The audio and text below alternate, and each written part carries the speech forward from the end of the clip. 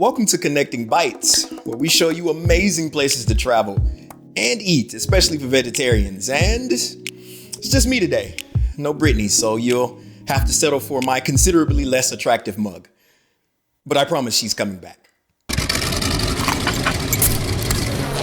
Ladies and gentlemen, before you do anything else, we need you to like, share, and subscribe in that order.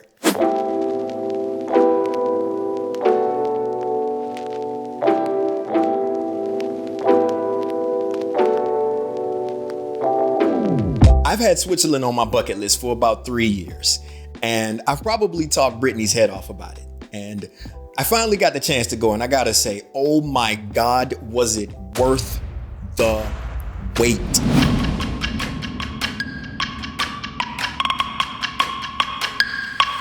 Yeah. I visited Switzerland in late April and early May, which is considered low to mid-season for tourism.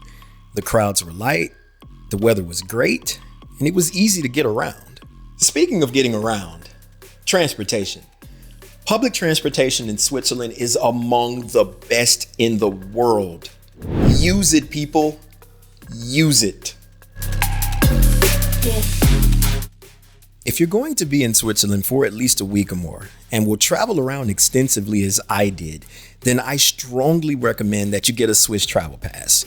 You can hop on and off any tram, train, bus, or public boat anywhere in the country. And it also offers discounts and even some free admission to several museums and attractions around the country. There is no need to get a first-class ticket, as you'll spend most of your time on intercity and regional trains, and there isn't a huge difference between first and second class. Don't waste your time renting a car or hiring a driver. Public transportation in Switzerland is the way to go.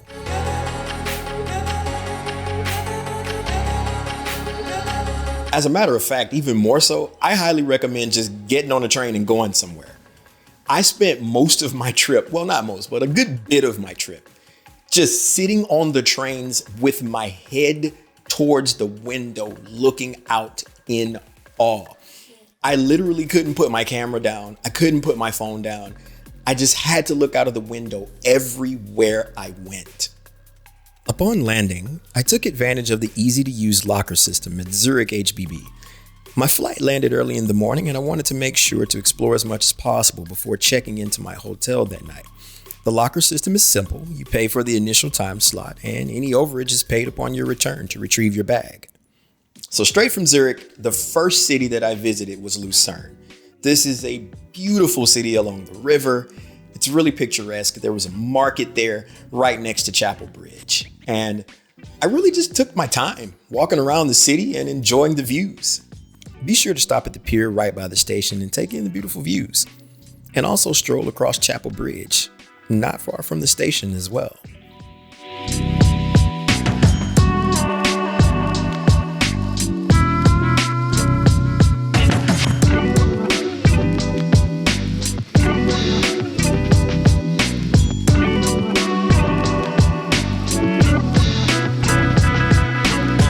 So for breakfast that morning, I decided to take a walk along the river over to Karls Kraut.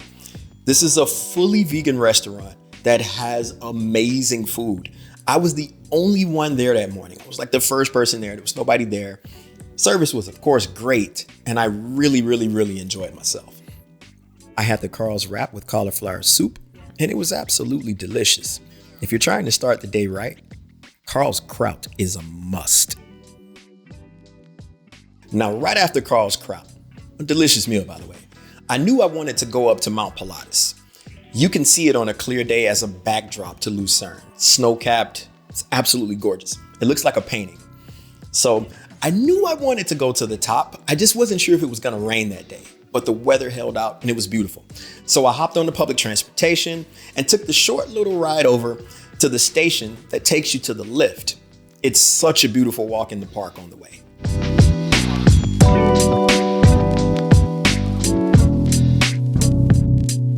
If you have Swiss Travel Pass, then it's half off. Be sure to take it all in. The journey to the top is beautiful.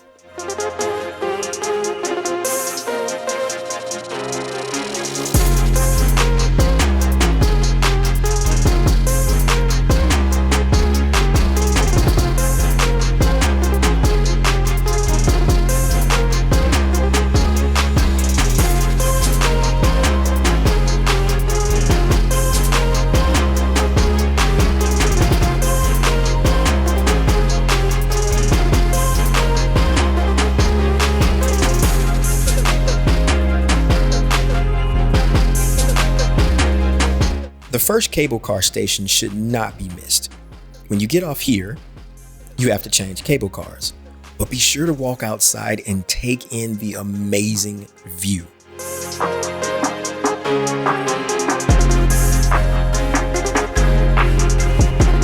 The final journey up is breathtaking.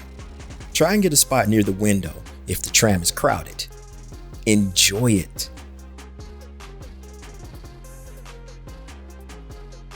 At the top, there is a gift shop, a restaurant, and an incredible view from the top of the viewing deck.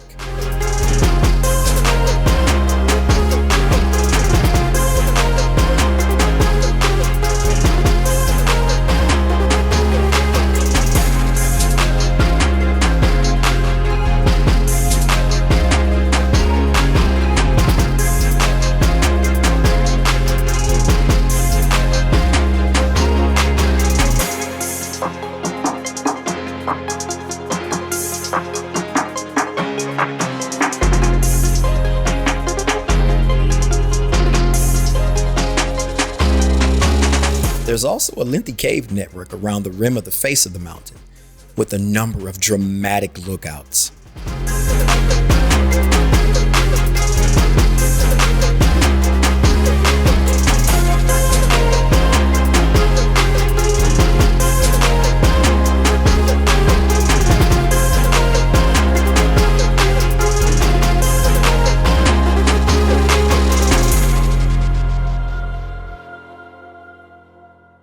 So after the trip down, I headed back to Lucerne's main station. I was a little bit hungry, because this is connecting bites. I'm a fat man, all right? And I found this restaurant in the station called Tidbits, and it's actually a chain of vegetarian restaurants in Switzerland. And oh my goodness, they are so good. There's so much food. Food is really plentiful. Service is great. Just be aware that they pay, you're charged by the kilo. All right. So when you get your plate, you're going to have to pay by the kilo. All right. So, and that's per plate. And the desserts are absolutely delicious. The amaretto pastries are incredibly good. Like, I had 3 of them. Once I arrived back in Zurich, I found my hotel, Helvetia. It's a great, reasonably priced boutique hotel that I can easily recommend for solo travelers and couples. The rooms are clean and cozy, and the hotel has a high-end restaurant and bar on the ground floor. If you're into unique desserts, try the popcorn toffee. Strangely enough, right across the street from my hotel was this dope cafe called Union Diner. And I noticed out on the board, they had a meatless burger. It was actually a buffalo cauliflower burger. So you know what I did, don't you? I strolled right in. Now, as I discussed earlier, I've talked my wife's head off about Switzerland for the last few years. And one of the reasons is because I have desperately wanted to go to the Jungfrau Region. All right, I have just had to go there. And I finally got the chance to go. And there are a couple of things that you need to keep in mind before going. First of all, it was fantastic.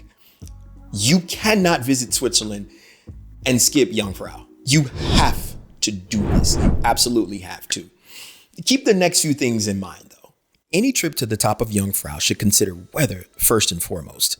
If it isn't a clear day, don't waste your money. Tickets ain't cheap, but it's worth it. And of course, Swiss Travel Pass offers a nice discount. And you shouldn't designate any day in advance. Have a flexible plan. Check the weather the day before, and be prepared to go on any day when there will be clear skies.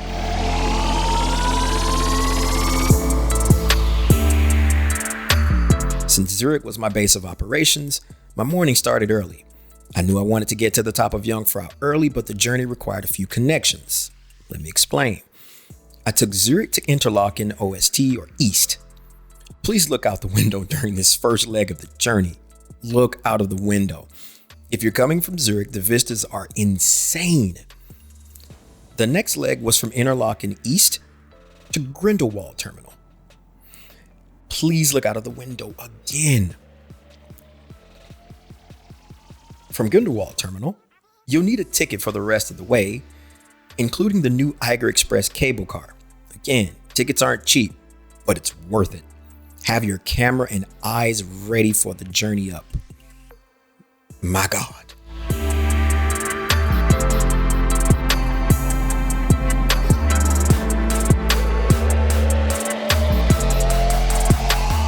Continuing on, the first station, Eiger Glacier, should be explored a bit, if you can. Walk right outside the ski entrance and take in the views. From here, you'll take the tunnel train right up to the top. However, be sure to take the one that makes the short stop at IJsselmeer, which has a viewing deck for the beautiful glacier. If you're not sure which train will run and make the stop, just ask one of the attendants. Once you're at the top, explore, explore, explore. Walk out on every overlook, every deck, every viewing platform. There are several places to explore, and some of them are easy to miss if you don't walk around with the intent of exploring the entire complex. It's a bit of a maze, but make sure to visit the Sphinx Observatory, the glacier platform on the other side of the observatory, and the Ice Palace.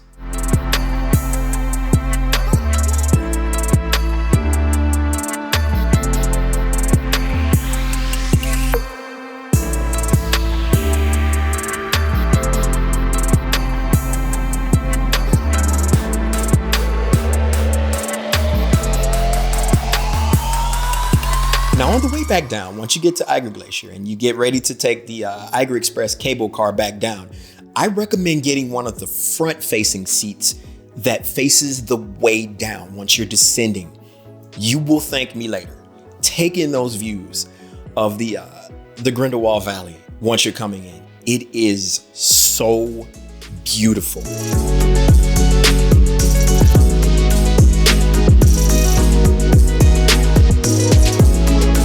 Once you're back at Grindelwald Terminal, take a stroll through the village.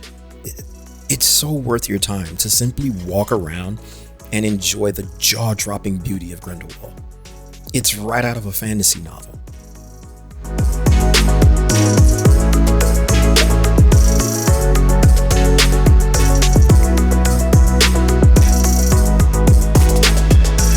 Now, before going back to Zurich, I decided to take a detour and take a visit to the really enchanting village of Lauterbrunnen.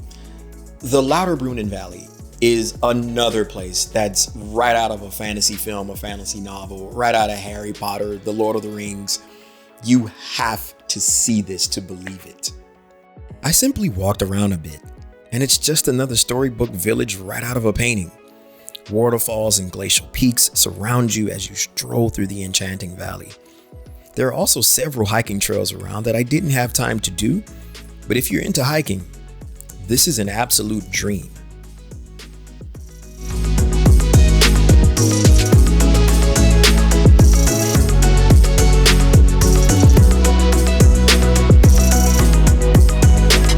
After walking around a bit, I found another beautiful cafe called Airtime Cafe, right off the main road. They had a number of vegetarian and vegan options. I had the vegan open sandwich and the pasta, which was essentially a delicious gnocchi dish with Alp cheese and sage butter. Delicious, people. Delicious.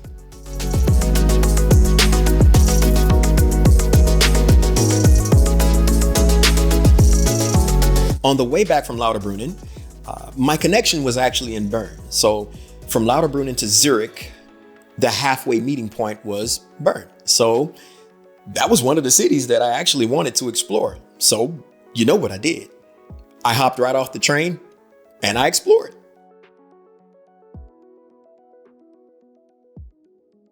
There's plenty to see and do in Bern, and I certainly didn't have time to cover it all, but I did want to mention a few things. As you walk around, this bridge has really nice city views and spots to take awesome pictures. If you're looking for an even more beautiful place to take in the views and relax a bit, I recommend heading towards the Rose Garden. It's just across the bridge, and there's a gorgeous lookout in front of it. The walk up is a bit steep, but once you're there, take it all in.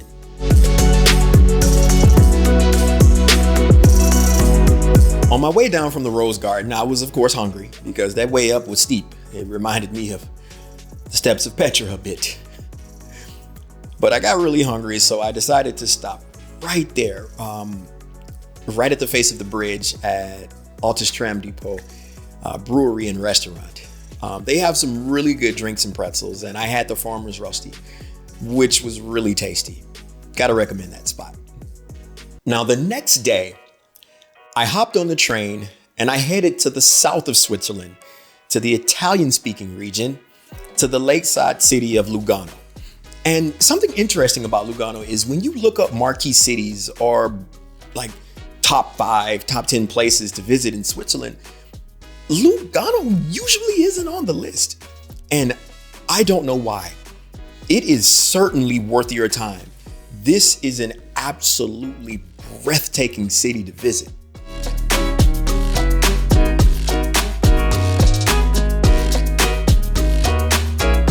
Lugano is such a gem, and one of the first things I wanted to do was find a place to really take in the views. So I hopped right on public transportation and the short journey from the main station to the Monte Brè funicular. There are 2 stations that take you right up the mountain, and it's rather inexpensive to do so, especially with the Swiss Travel Pass. Once at the top, there are a vast number of trails to take, so just explore at your own leisure. You could easily spend a few hours up here.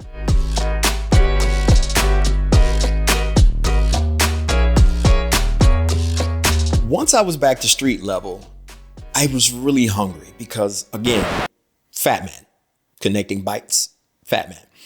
I knew I wanted to try this unique pizza joint downtown called Staglio's. The pizza is baked in a Roman-style pan, and it's so light, crunchy, and airy. There are so many different flavors to choose from, many of which are vegetarian friendly.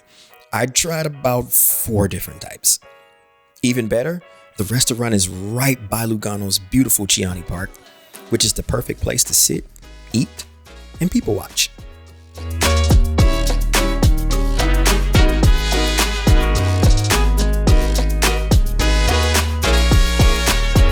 As I continued to walk around Lugano, I actually accidentally discovered the other well-known funicular that's there, and that's the one that goes to the top of Monte San Salvatore. The views from the top are, of course, breathtaking. Don't miss the walk up to the absolute peak with the picturesque chapel. You climb the stairs to the roof and take in a complete panorama of the entire area.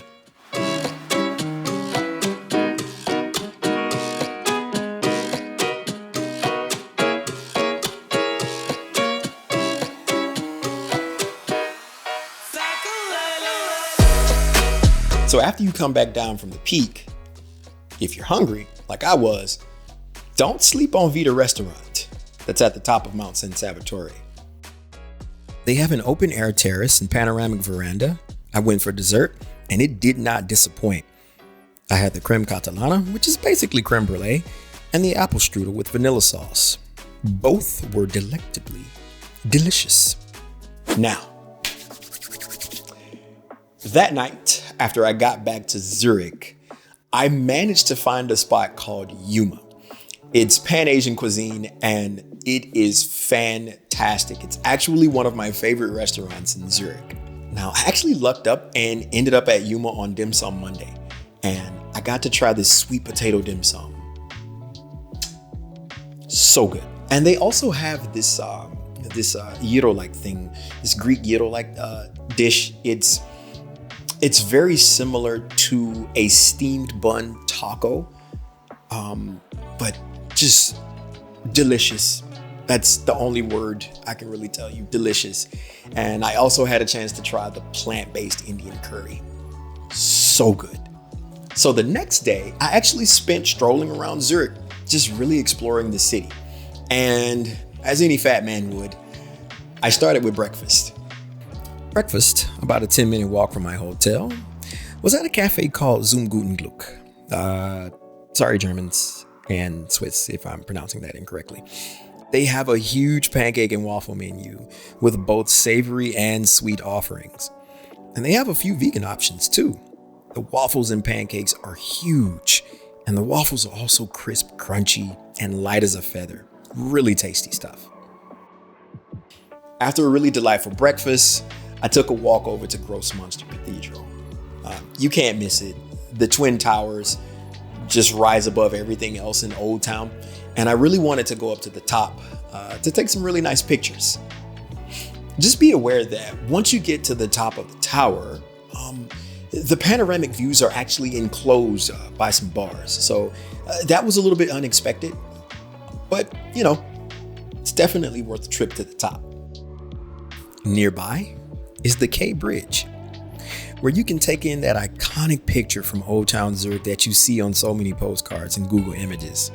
On a really clear day, you can see all the way to the Alps as a backdrop behind Lake Zurich. Now for lunch, I visited Haus Hiltl, and this place is fantastic. It's actually marked in the Guinness Book of World Records as the oldest continuously running vegetarian restaurant in the world, people. It was founded in 1898, and the accolades don't disappoint. This is easily some of the best vegetarian food that I have ever had in my life. The main location is huge and has an open buffet as well. I opted for menu dining, and it was fantastic. I had the carrot ginger soup, Korean style cauliflower, the pulled barbecue burger, meatless, of course, and my dessert was actually seasonal. It was actually a mess with strawberries, and it was fabulous. So right after lunch, I decided to head on over to the Lindt chocolate factory, and it is indeed confirmed to be a fat kid's dream. Thank you, God. And yes, this place is awesome. You are encouraged to buy your ticket in advance, but I don't think it's necessary as long as you're not visiting during peak season. I saw multiple families walk up to the counter and buy tickets on the spot. The factory wasn't crowded at all. As you make your way through, don't miss the sample section, which was by far my favorite portion. As I continue to thank God for the fat kid's dream that is the Lindt chocolate factory, I must take a moment to tell you about the fattest part of the factory. It is the sampling taste portion. Yes, there are several machines in a semicircle designed for you to take your hand, place it under the machine, and it drops a piece of candy into your hand. All right. The chocolate that you get dropped into your hand is various flavors. I spent about 15 minutes there. Now for dinner that night, I decided to switch it up a little bit and try some high-end fine dining, some Michelin star dining over at restaurant Marktküche. Switzerland. Restaurant Marktküche. You'll need to reserve a table in advance, sometimes weeks ahead during high season, so be sure to plan ahead. The menu changes monthly, so expect to be surprised with a gastronomical delight. This joint ain't cheap, but the dining experience is certainly worth it, especially for an upscale romantic night out for couples.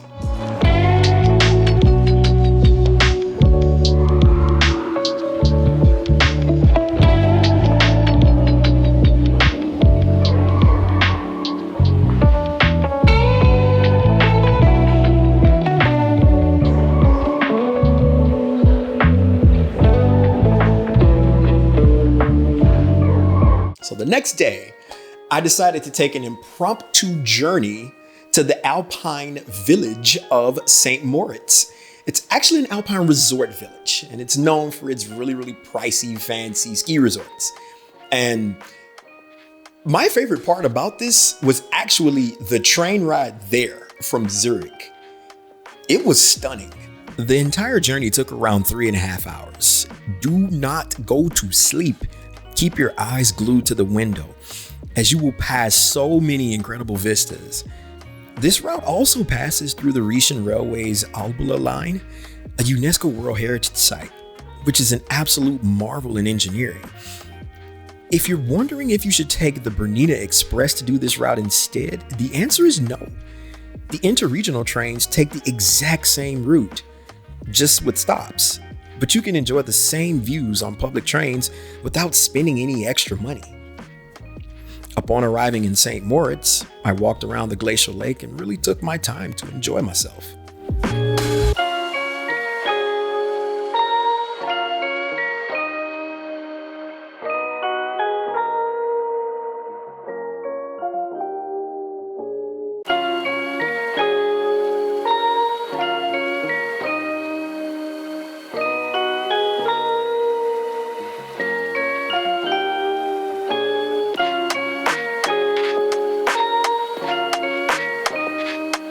Because my trip was business oriented on the back end, Basel would be my last stop, so I didn't have as much time to explore this city as I would have liked. I couldn't really explore it during the day because I was tied up with business, but I did get a chance to check out 2 really cool vegetarian restaurants. The first one being Vetta. It's all vegetarian and they specialize in donut wraps, and it's so good. Their desserts are also really tasty.